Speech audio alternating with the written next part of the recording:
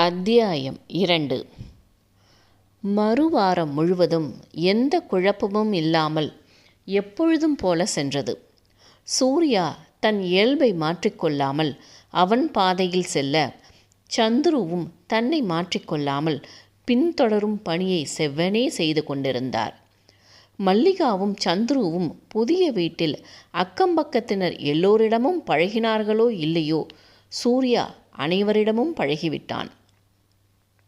அன்று காலை வழக்கம் போல பல புத்திமதிகளை கேட்டுக்கொண்டு பைக் சாவியோடு கீழே வந்தவனை எதிர்கொண்டாள் கிருத்திகா. அவனும் கதிரும் வேலைக்கு கிளம்பி கதவை பூட்டி கொண்டிருக்க, அவர்களை பார்த்தவன், "ஹாய் கிருத்தி, ஹாய் கதிரண்ணா" என்றான். புதிதாக திருமணமான கதிரோ புதிய மாப்பிள்ளைக்கே உரிய உரிமை உணர்வுடன் மனைவியை எவரிடமும் விட்டு கொடுக்காமல் அடைக்காத்து கொண்டிருந்தான். இதில் கிருத்திகாவிற்கும் சூர்யாவிற்கும் இடையே மலர்ந்துள்ள இந்த நட்பு அவனது தூக்கத்தை இழக்கச் செய்திருந்தது. அதிலும் சூர்யா அவளை கிருத்தி என்று கூப்பிட்டதும் மனைவியை முறைத்தவன், "நானே உன்னை கிருத்தின்னு கூப்பிட்றதில்ல, இவன் என்ன சுருக்கி கூப்பிட்றது" என்று அவளிடம் கடுகடுத்தான். அவளோ சாதாரணமாக, "ஹே, என்னப்பா நீங்கள், சூரி சின்ன பையன், அவனை போய்" என்று கூறியதும் மேலும் கடுமையாக முறைத்து, "அது என்ன சூரி, எனக்கு இதெல்லாம் பிடிக்கல கிருத்திகா" என்றான் அழுத்தமாக. அவர்கள் இருவரும் தங்களுக்குள் கிசுகிசுத்து கொண்டிருந்ததை பார்த்து உள்ளே நுழைந்தவன் இருவருக்கும் இடையே நின்று, "அண்ணா, நீங்கள் கிருத்திக்கிட்ட அப்புறம் பேசிக்கோங்க, இப்போ எனக்காக கொஞ்சம் விட்டு கொடுங்களேன்" என்றவன் அவளிடம், "இந்த ட்ரெஸ்ஸில் கலக்கிற கிருத்தி" என்றான். அவளோ கண்கள் விரிய, "நிஜமா நல்லா இருக்கா சூரி? இந்த ட்ரெஸ்ஸு போட்டதுலேருந்து நானும் எத்தனை முறை இவர்கிட்ட கேட்டிருப்பேன், ஒரு வார்த்தை கூட இப்படி சொல்லவே இல்லை" என்று கதிரை முறைத்தார். அவனோ கதிரை பார்த்து, "அண்ணாக்கு ரசனையே இல்லை கிருத்தி" என்று கூறி அவளுடன் ஹைஃபை செய்து கொண்டான். முகத்தில் எள்ளும் கொள்ளும் வெடிக்க, "ஆஃபீஸுக்கு நேரமாச்சு, வர்றியா இல்லையா" என்றான் கோபமாக. அந்நேரம் கீழே வந்த சந்துரு மகன் கிருத்திகா கதிர் தம்பதியுடன் நிற்பதை பார்த்து வேகமாக ஓடி வந்து, "இன்னும் பைக் எடுக்காமல் என்ன பண்ணிகிட்டு இருக்க" என்று எரிந்து விழுந்தார். அதற்குள் கிருத்திகாவை அங்கிருந்து நகர்த்தி கொண்டு சென்றிருந்தான் கதிர். அவர்களை ஒரு பார்வை பார்த்துவிட்டு தன் பைக்கை எடுத்தவன் அருகில் சென்ற சந்துரு, "அவங்க கிட்ட உனக்கு என்ன பேச்சு" என்றார் கடுமையாக. அப்போது C1 இருக்கும் கீதா மாமி காய்பையுடன் வருவதைக் கண்டு, "ஹாய் கீத்து டார்லிங்" என்றான் சத்தமாக. பையை கீழே வைத்துவிட்டு அவனை பார்த்து சிரித்த கீதா, "என்ன சூர்யா, இன்னும் கிளம்பலையா" என்றார். மகன் புதிய பெண்மணியை டார்லிங் என்று கூப்பிட்டதிலேயே அதிர்ந்து நின்ற சந்துரு கடுப்புடன், "நேரமாச்சு, கிளம்புறியா" என்றார் பல்லை கடித்து கொண்டு. அவனோ சிறிதும் அசராமல், "என்ன டார்லிங், நீங்கள் போய் காய வந்துட்டு வரீங்க, மாமா எங்கள் வீட்டில் சும்மா தானே இருக்காரு" என்றான்.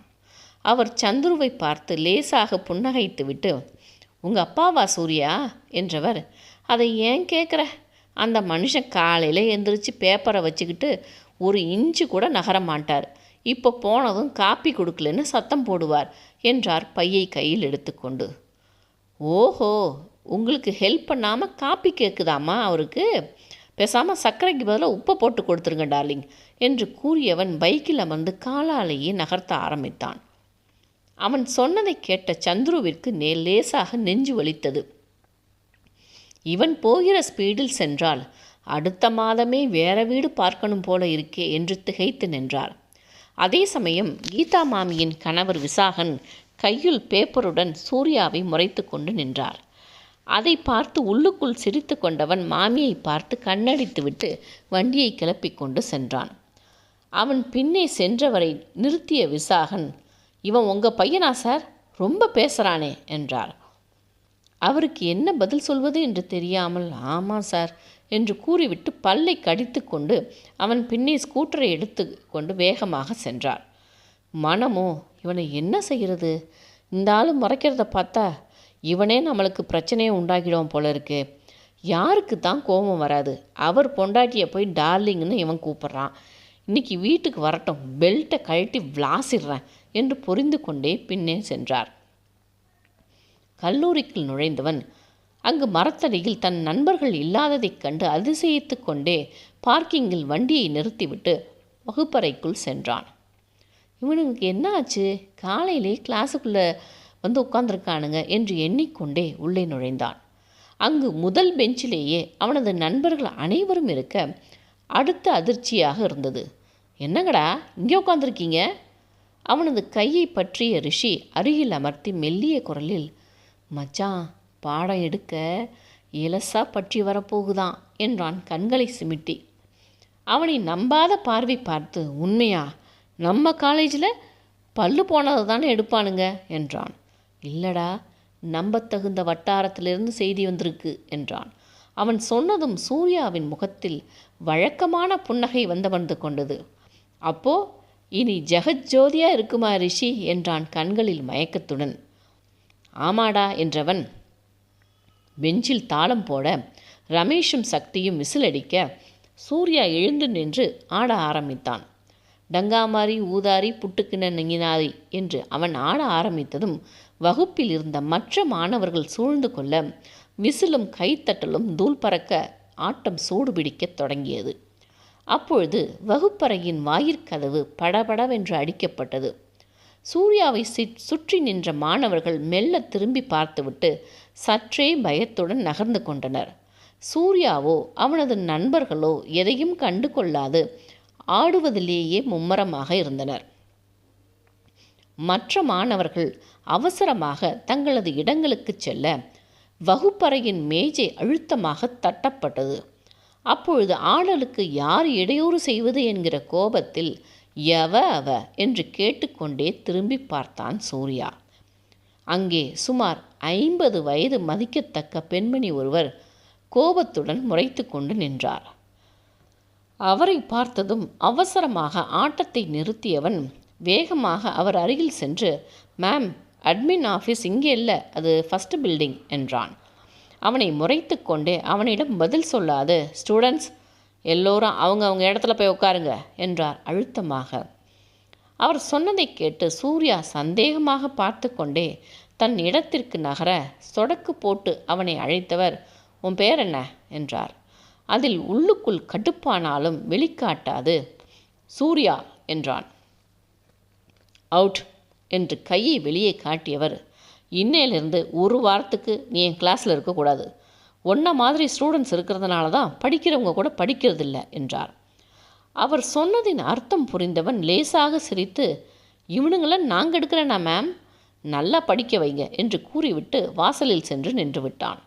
அவரோ அவனை எதிரியை பார்ப்பது போல பார்த்துவிட்டு தன்னை அறிமுகப்படுத்தி கொண்டு பாடம் எடுக்க ஆரம்பித்தார். அப்பொழுது கல்லூரி முதல்வர் ரவுண்ட்ஸ் வந்து கொண்டிருக்க சூர்யா வாசலில் நிற்பதை பார்த்ததும், நீ ஏன் கிளாஸில் இல்லாமல் இங்கே நிற்கிற என்றார். அவன் நடந்ததை கூற வகுப்பறைக்குள் நுழைந்த முதல்வர், சகுந்தலா மேடம், நல்லா படிக்கிற ஸ்டூடெண்ட்டை எதுக்கு வெளியில் நிற்க வச்சிருக்கீங்க என்றார். முதல்வர் வந்து கேட்டதும் பயந்து போனவர் நடந்ததை கூற, சூர்யா நல்ல ஸ்டூடெண்ட் மேம், ஸோ இதெல்லாம் கொஞ்சம் பெருசு பண்ணாதீங்க என்றவர் சூர்யாவிடம், நீ உள்ளவா என்று கூறி அமர வைத்துவிட்டு சென்றார். சகுந்தலாவிற்கு முதல் நாளே அவன் மீது தவறான எண்ணம் வந்துவிட்டது.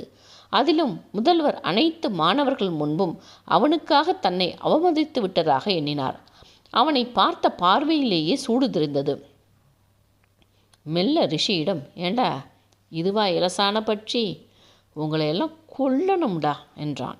அவனோ கடுப்புடன், எனக்கு என்ன தெரியும், நம்ம மணி அண்ணன் தான் சொன்னார், செம்ம ஃபிகர் ஒன்று வரப்போகுதுன்னு என்றான் எரிச்சலாக. அதை கேட்ட சூர்யா, டேய், அவர் ரேஞ்சுக்கு சொல்லியிருப்பாருடா, இந்த அம்மாவை பாரு, போர்டு பக்கம் திரும்பி எழுதவே ஒரு நாள் ஆகும் போல இருக்கு என்றான் கடுப்பாக. அது மட்டும் இல்லடா, இந்த அம்மா உனக்கு வில்லி, உன் இன்டர்ன் மார்க்கில் எல்லாம் கையை வைக்க போகுது பாரு என்றான் ரிஷி பயத்துடன். பார்த்துக்கலாண்டா என்றவன் அவர் பாடம் எடுப்பதை கவனிக்க ஆரம்பித்தான். மதிய நேரம் மணி அவர்கள் கும்பலை கண்டு அவசரமாக மறைந்து ஓட அவரை துரத்தி பிடித்த சூர்யா, ஏண்ண உங்களுக்கே நியாயமாக இருக்கா, ஒரு பேரலில் போய் சூப்பர் ஃபிகர் வருதுன்னு சொல்லி எங்களை ஏமாத்திட்டீங்களே என்றான் அவர் தோளில் கையை போட்டபடி.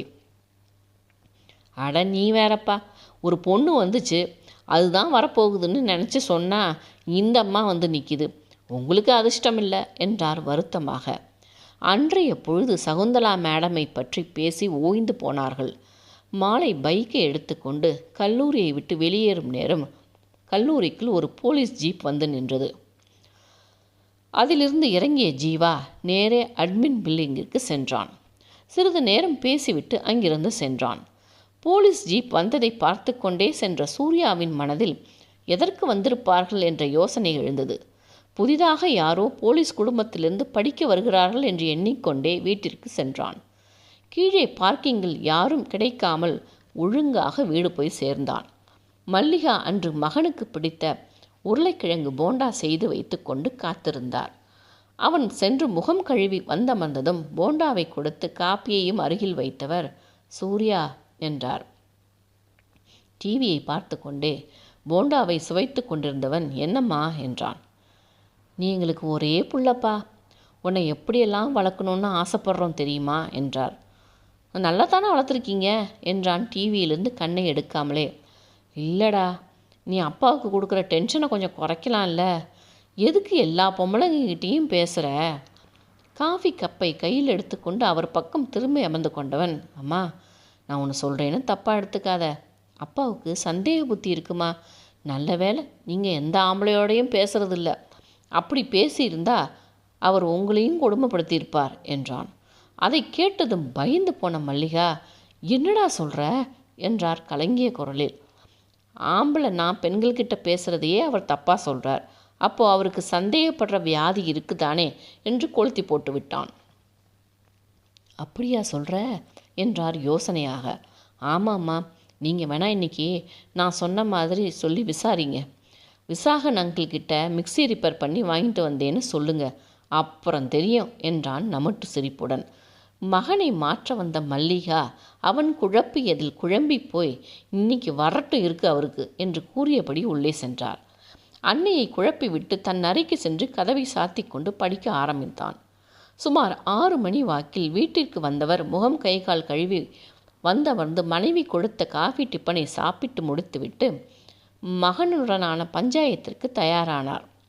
உன் பிள்ளைய கூப்பிடு என்றார் முகத்தை இறுக்கமாக வைத்து கொண்டு. சூர்யா, அப்பா கூப்பிட்றாங்க என்றவுடன் கதவை திறந்து கொண்டு அவர் முன்னே வந்து நின்றான். அவனை மேலும் கீழும் பார்த்தவர், என்னது இது, கையில்லாத பனிய முக்கா டவுசரு, போய் கையிலே கட்டிட்டு வா என்றார் முகத்தை சுளித்தபடி. அவனோ அங்கிருந்து நகராமல், எனக்கு இதுதான் வசதி என்றான் எங்கோ பார்த்தபடி. உடனே மல்லியை பார்த்து, அவனை போய் ட்ரெஸ்ஸு மாற்றிட்டு வர சொல்லு என்றார் கடுப்பாக.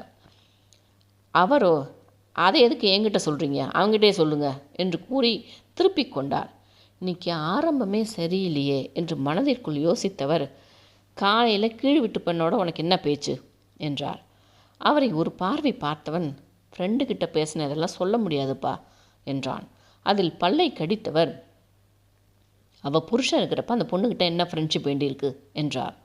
அவரை ஒரு மாதிரியாக பார்த்தவன், புருஷன் இல்லாதப்ப ஃப்ரெண்ட்ஷிப் வச்சுக்கிட்டா தான் தப்புப்பா என்றான் கடுப்பாக. அவனது பேச்சில் பிபி எகிற, பாருடி உன் புள்ள எப்படி பேசுகிறான் பாரு என்றார். மல்லிகாவோ, அது என்ன தேவைக்கு, அப்பாரும் பிள்ளையும் பேசுகிறப்ப என்ன எதுக்கு இழுக்கிறீங்க என்றார் கழுத்தை வெட்டி. மனைவியை ஒரு பார்வை பார்த்தவர், இவன் என்ன இன்னைக்கு ஒரு மாதிரியாக பேசுகிறாளே என்று சந்தேகமாக பார்த்தார். சூர்யாவோ லேசாக ஆடிக்கொண்டே நின்றான். மகனை முறைத்து, அந்த மாமியை ஏன் டார்லிங்னு கூப்பிட்ட, அது தப்பு இல்லை என்றார். என்ன தப்பு? என் மனசில் விகல்பம் இல்லை, அவங்க மனசுலேயும் விகல்பம் இல்லை, அவங்க என் ஃப்ரெண்டு, அவ்வளோதான் என்றான். அப்போது நான் தான் தப்பாக பார்க்குறேனா என்று பாய்ந்தார். மகனும் கணவரும் பேசுவதை கேட்க ஒரு காதை வைத்திருந்தவர் பேச்சு போகும் பாதையை உணர்ந்து மகனை நிமிர்ந்து பார்த்தார். அவனும் அன்னையை பார்த்து கண்களால் சைகை செய்தான். அப்பா, நான் ஒன்று கேட்கவா? என்ன? போன வாரம் நாம் ஹோட்டலுக்கு போனப்போ நம்ம எதிர் டேபிளில் இருந்த ஒரு ஆண்டி சும்மா தளன்னு தக்காளி மாதிரி இருந்தாங்க. நீங்கள் அம்மாவை பார்க்குறத விட அவங்கள தான் அதிகம் பார்த்தீங்க. இந்த வயசுலேயே நீங்கள் சைட் அடிக்கிறப்ப நான் அடிக்கக்கூடாதா என்று கேட்டவுடன் அதிர்ந்து போய் மனைவியை பார்க்க அவரோ இடுப்பில் கை வைத்து முறைத்தபடி நின்றிருந்தார். இருமல்லி, நான் அந்த சிவப்பு சேலை கட்டின அம்மாவை பார்க்கவே இல்லை என்று உளறி கொட்டினார். அவனோ, பார்த்துக்கோங்கம்மா, 1 வாரம் ஆச்சு, இன்னும் புடவை கலர் கூட ஞாபகம் இருக்குது என்று மேலும் நெய்யை ஊற்றினான். வேகமாக சந்துருவின் அருகில் சென்ற மல்லி, நான் என்ன புடவை கட்டுறேன்னு கூட ஞாபகம் இல்லாத மனுஷனுக்கு என்னைக்கோ பார்த்தவளோட புடவை கலர் ஞாபகம் இருக்குது என்று முறைக்க ஆரம்பித்தார். இல்லைம்மா, அப்படிலாம் இல்லை, உன்னை விட்டுட்டு நான் வேற ஒருத்தரை பார்ப்பேனா என்று மனைவியை கெஞ்ச ஆரம்பித்தார். அவர்கள் இருவரையும் சிரிப்புடன் பார்த்து கொண்டிருந்தவன் சென்று கதவை சாத்தி கொண்டான். மொபைலை ஆன் செய்து பாடலை ஒலிக்க விட்டு ஆட ஆரம்பித்தான். தகதகதவென ஆடவா, சிவசக்தி சக்தி சக்தியோடு ஆடவா, போட்டுத்தாக்கு போட்டுத்தாக்கு என்று இவன் ஆடிக்கொண்டிருக்க அங்கு சந்துரு மனைவியிடம் காலில் விழாத குறையாக கெஞ்சி கொண்டிருந்தார். அவன்தான் பேசுகிறான்னு என்னையே சந்தேகப்படுவியா நீ? மல்லிகாவோ, பார்ப்போம், இனிமேல் எவ பக்கமாவது கண்ணு போச்சு அப்போ இருக்கு என்று கையில் வேப்பிள்ளை இல்லாத குறையாக ஆடி தீர்த்தார்.